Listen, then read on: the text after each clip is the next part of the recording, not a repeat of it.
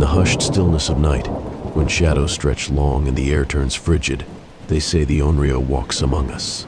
Born from betrayal and torment, it exists for one purpose alone: vengeance. Unlike spirits trapped by longing or confusion, the Onryo is fueled by an undying rage, tethered to this world by the weight of its suffering.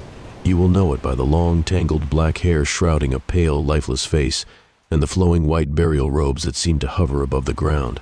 Some claim its hollow eyes can pierce into your very soul, laying bare your fears, sins, and guilt. Its wrath is boundless. Those who wronged it are doomed, but even the innocent who cross its path may fall prey to its merciless curse. For generations, whispers of its presence have persisted, passed down in fearful murmurs. The Onryo cannot be reasoned with, nor can its thirst for retribution or destruction be easily sated.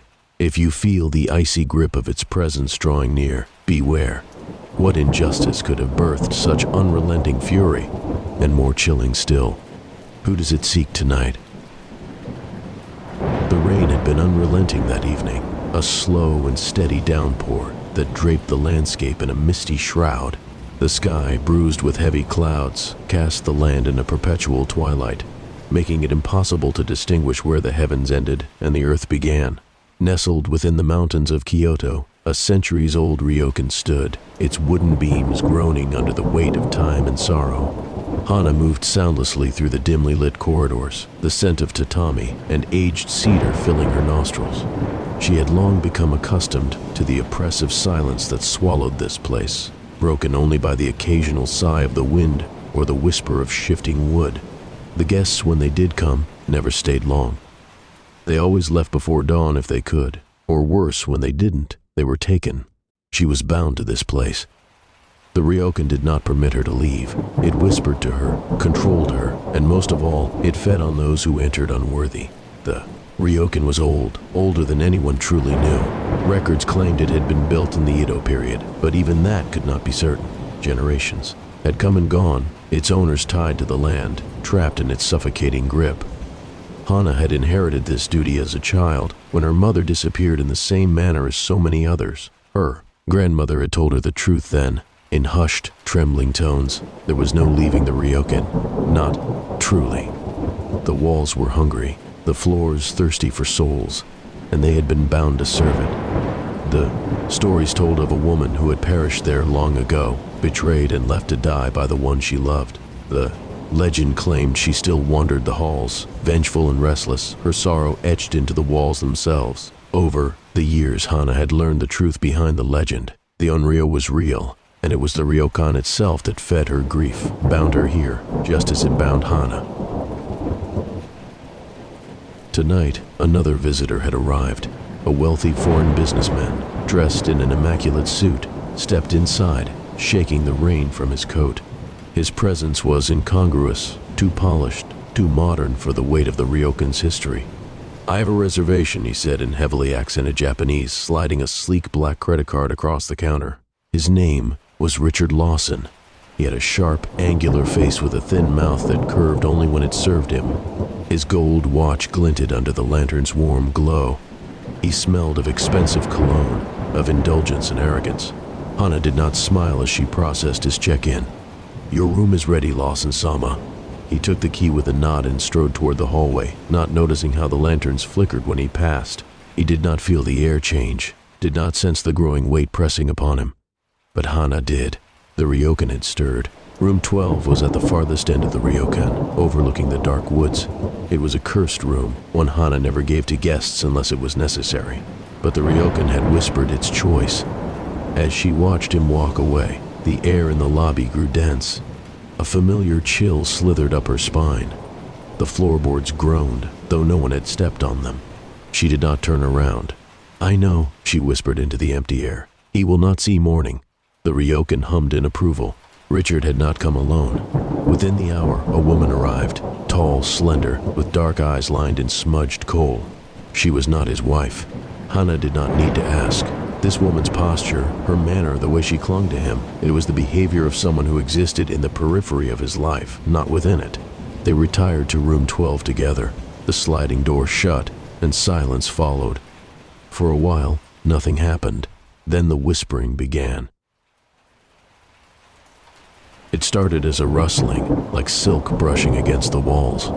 Then came the distant sound of water dripping, though the pipes in the ryokan had long been replaced. The murmurs, unintelligible at first, grew insistent, like many voices speaking in hushed tones just beyond the veil of comprehension. Inside room 12, Richard stirred, the sensation of breath against his neck startling him awake. The woman beside him was fast asleep, her body turned away. The room had grown unbearably cold. The lantern's glow had dimmed to sickly embers, casting restless shadows that stretched unnaturally long against the walls. The air smelled of damp earth, of decay.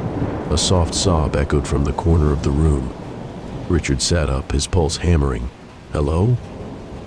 The sobs grew louder, punctuated by a wet, shuddering breath. The woman beside him stirred, mumbling in her sleep, oblivious. Then, from the darkest corner, something moved. A woman, her form twisted, broken. Her black hair, stringy and damp, hung over her face. Her kimono, tattered and soaked, clung to her wasted frame. Her hands, long-fingered and claw-like, dragged against the tatami as she crawled closer. Her head snapped up. Richard saw her face, mouth torn too wide in a silent scream, eyes black as pits, empty and endless. He tried to move. His body did not obey. The air thickened, pressing against him, suffocating. His chest ached as unseen hands clawed at his ribs, his breath stolen in ragged gasps. The Onryo hovered above him now, her jaw unhinging further, a guttural wail spilling forth. The lanterns flickered violently. The woman beside him still slept, unmoving, unaware. Richard's screams never left his throat. Hana stood outside the door, staring at the paper-thin walls. The shadows moved behind them, writhing like ink spreading through water. Then, silence. The door creaked open on its own. The woman, Richard's lover, was still asleep, untouched, her breath slow and even. But Richard was gone. Not a trace remained. No clothes, no belongings. Only the faint indentation on the futon where his body had once been.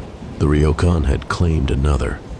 Hana let out a quiet sigh, closing the door softly behind her. She did not question where Richard had gone. There was only one place he could be now.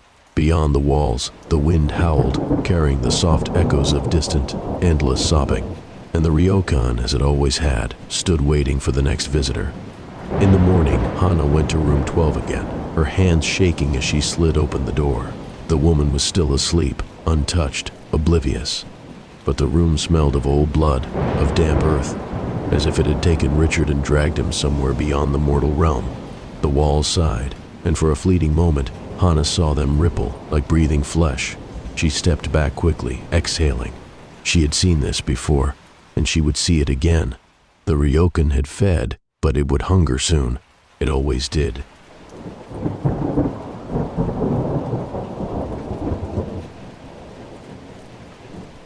Thank you for joining me this evening. Before you go, make sure you subscribe and leave a like. If you have an idea for a short scary story, leave it in the comments below. See you at the next campfire.